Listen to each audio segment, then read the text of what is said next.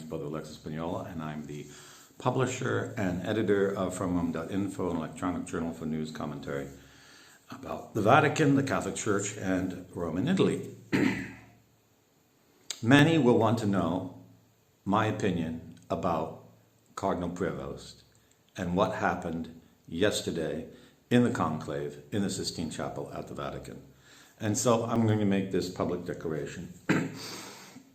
The election of Cardinal Prevost, Robert Prevost, as Leo XIV is juridically invalid.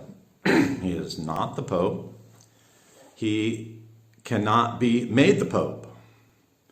This is in virtue of Pope Paul IV's papal bull, cum ex apostolatus officio, which has never been abrogated, and in one particular point has not been abrogated.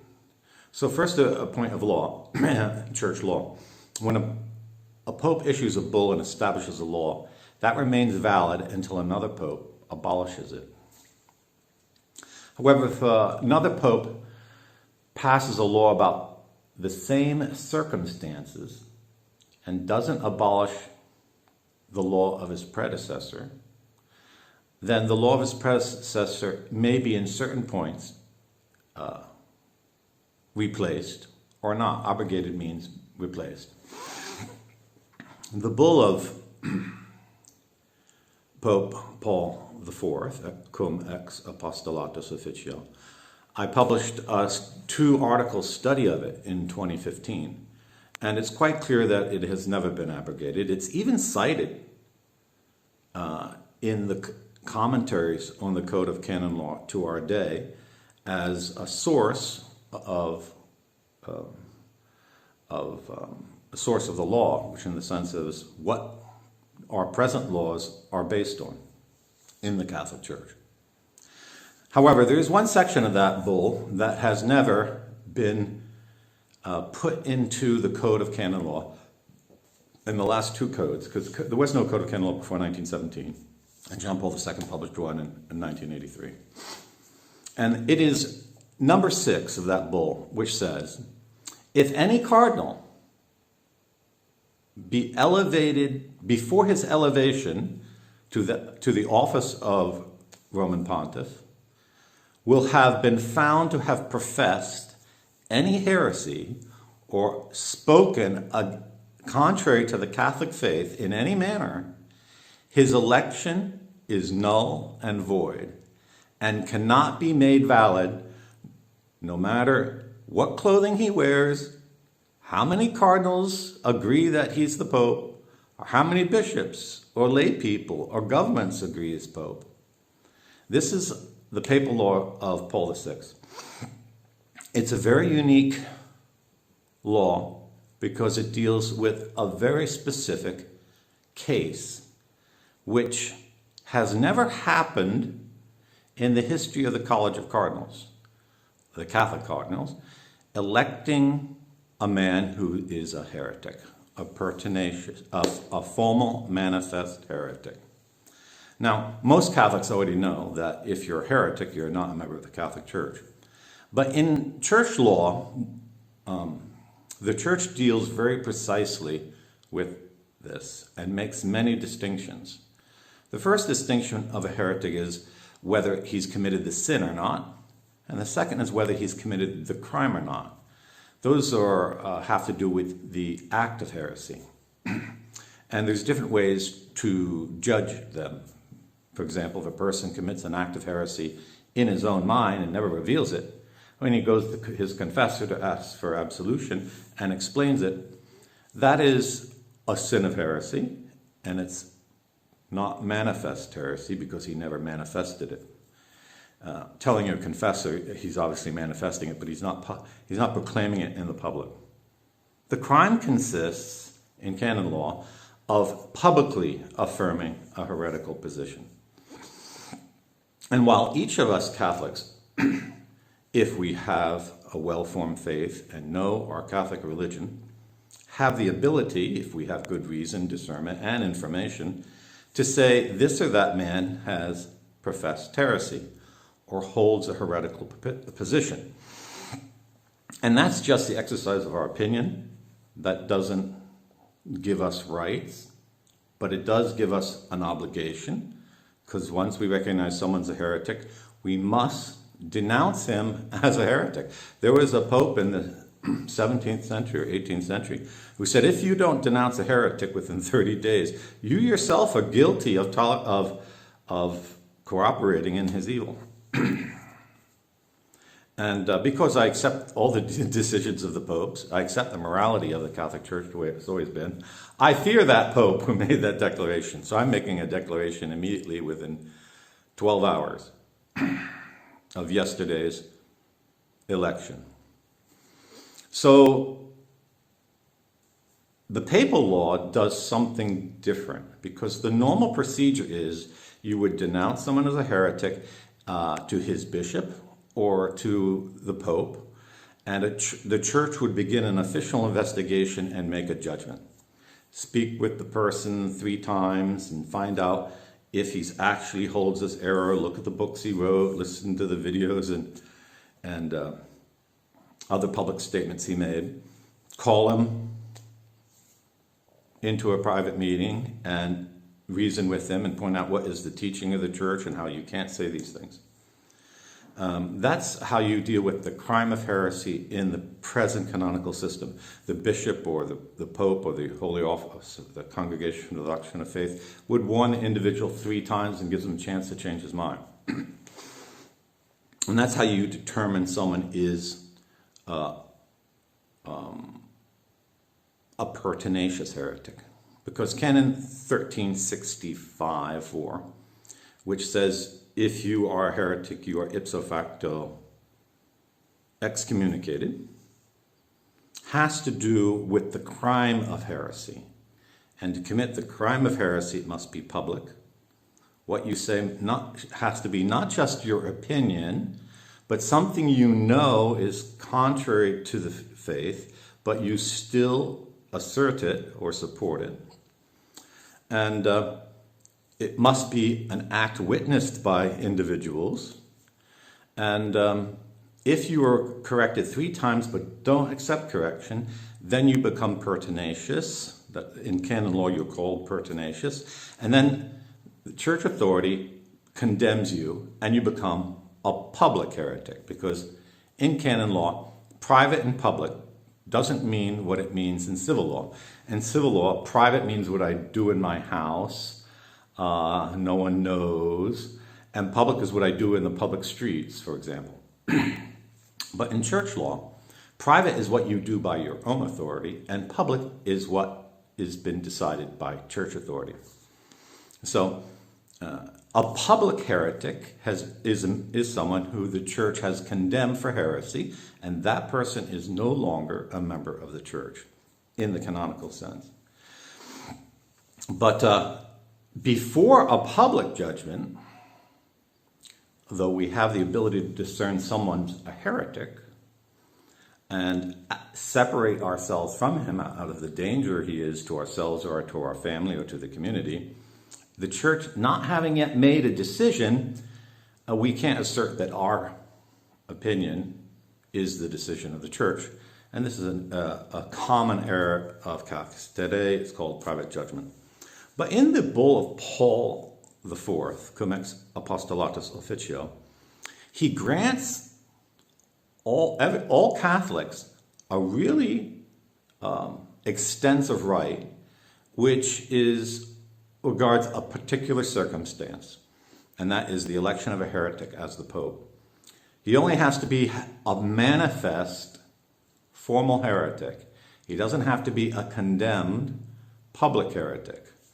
Okay, so that means everyone, in virtue of that papal bull, has the right to say of a man who is a heretic, in morally speaking, he's committed the crime, but he's not even been judged yet, to not hold the office that he holds.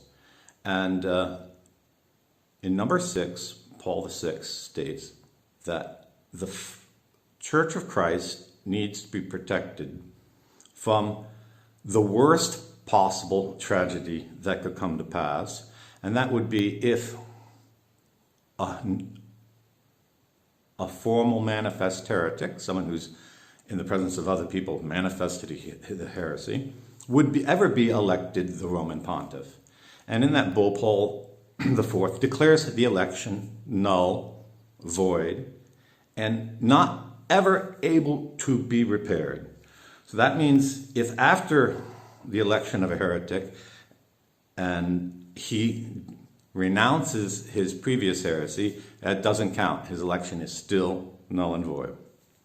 Now, people ask my opinion. I am a Roman Catholic. I have Italian and American citizenship, and I reside at the Church of Rome.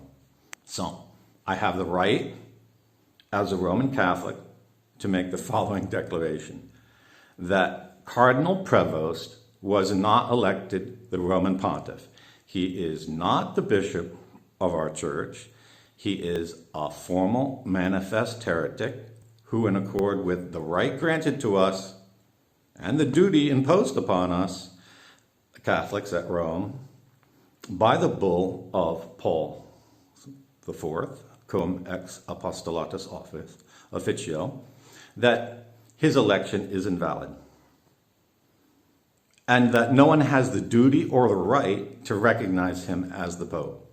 He is therefore an anti-Pope, Leo XIV, and he can never become a true Pope unless he renounces his heresy and he's re-elected by the College of Cardinals. Now, from what we saw with the debacle with Pope Benedict's non-abdication, the College of Cardinals has shown that they have no intention of ever finding fault with themselves. The College of Cardinals has the ministerial duty to elect the Roman pontiff. But if they don't do it, the faithful of Rome have the right to do it. Because when St. Peter died, he gave the right to the faithful of Rome. He didn't give it to the College of Cardinals. It only pertains to the College of Cardinals to elect the Pope in accordance with papal law, beginning with Nicholas II in Nomine Domini in 1059 AD, and subsequently modified by many popes, the last of which was Benedict XVI, who with his Normus Non Nullis modified the papal law Universi Dominici Gradus of John Paul II. And current papal legislation on the election of popes only deals with the conclave. Although, I think it's the 6th paragraph of John Paul II's introduction to his papal law Universi Dominici Gradus, he says a conclave is not essential for the election of a valid election of a Roman pontiff. And that's because, obviously, for the first 1,000 years, there was no College of Cardinals, there was no conclave. Conclaves begin in 1274 at Viterbo. And so the law is only for that particular circumstance. So the cardinals have committed a sacrilege. They have used their authority under the law to elect someone who is not eligible for the office.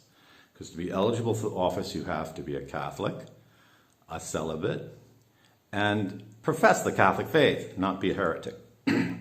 And they're obliged also by the law of Paul IV, the bull, Paul IV.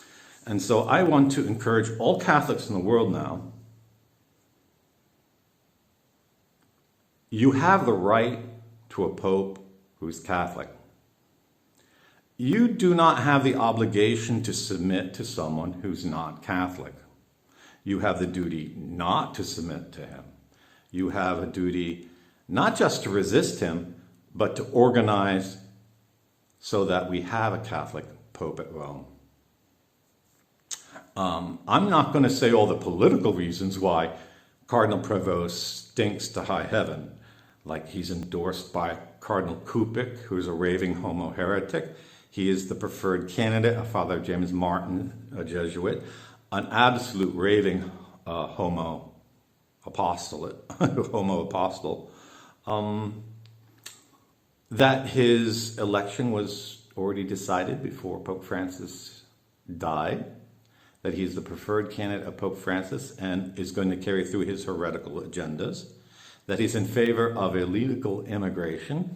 You could go on and on about Cardinal Prevost. Oh, that he has protected the serial pedophile Richard McGrath, or Robert McGrath, a fellow Augustinian friar, when he was his superior in Chicago and the general superior of the whole order at Rome. That he has ignored the victims of sexual abuse in Peru, and he connived that the Diocese of Peru would pay the victims off to silence them before the conclave of this spring. When Info Vaticana confronted him on this with a dossier that they got from the Congregation for the Doctrine of the Faith, he did not deny that he covered up the sexual abuse of a priest in Peru. But the worst thing of all, and the only reason why we would say he's a heretic, because all those other things are crimes, but they're not heresy, is that he approves of Fiducie Supplicans, making it quite clear that his position is that let the bishops decide whether to implement it or not, according to times and places and cultures. And this statement is formal, manifest heresy at two levels. First of all, he approves of the misuse of the most sacred name of the divine majesty to approve of individuals involved in perverted sexual relations. Now, the sin of sodomy is a sin which cries out to God for vengeance. God has destroyed cities because of this sin. But at Sodom and Gomorrah, they didn't commit the sin in the name of God. And their priests didn't praise them for what they're doing in the name of the true God. This is why Fiducie Supplicans, the document says that you could do that, is the most diabolic, blasphemous, and sacrilegious attack on the second commandment of the Decalogue, remember to keep holy the name of the Lord thy God, in the history of salvation, in the history of humanity, in the history of the world. So anyone who says it can be implemented is an atheist, is not even a Catholic, and is committing the most outrageous attack against the divine name, whereas a Roman pontiff's duty is to protect the divine name. If a pope doesn't do anything other than protect the divine name, he's fulfilled 90% of his duty, because that's what bishops are for. That's what the successor of St. Peter's for. Secondly, by saying that this church here could implement it and this church here is not obliged to, he is denying the divine foundation of the one true holy Catholic and apostolic church, which is called Catholic and Orthodox because in every place, at all times, in the last 2,000 years, we have believed the same thing as in every other place. We have practiced the same thing. We have never invoked the name of God to approve of perverse sexual relations, either of an individual or of a couple, whether they call themselves a couple or not. And so he's proposing an idea of the church which is like Anglican, where it's merely a human institution and you vote on doctrine wherever you are. And that's not Christianity. So it's clearly that Cardinal Prevost is a manifest and formal heretic. It seems also he is a pertinacious heretic, but I say seem because pertinacity is determined only in an ecclesiastic tribunal. And since the cardinals have elected him, they're not going to go separate from him. Even Cardinal Burke just endorsed him publicly from his shrine of Our Lady of Guadalupe in Wisconsin. So at this point, we Catholics of the Diocese of Rome and the suburban diocese, we have to militate for an election of the Roman pontiff that is juridically valid. That is someone who's Catholic. And we have the right now to use our apostolic right to elect the Bishop of Rome, since the cardinals have failed in their duty and will not elect someone to stand against anti-Pope Leo XIV. And so if you're outside of Rome, I would ask you to support this effort with your prayers, and we will need some financial support. But if you are a member of the Church of Rome, you need to go to chiesaromana.info and sign up and follow our activities as we try to do the near impossible to organize such an election. Thank you very much. God bless. And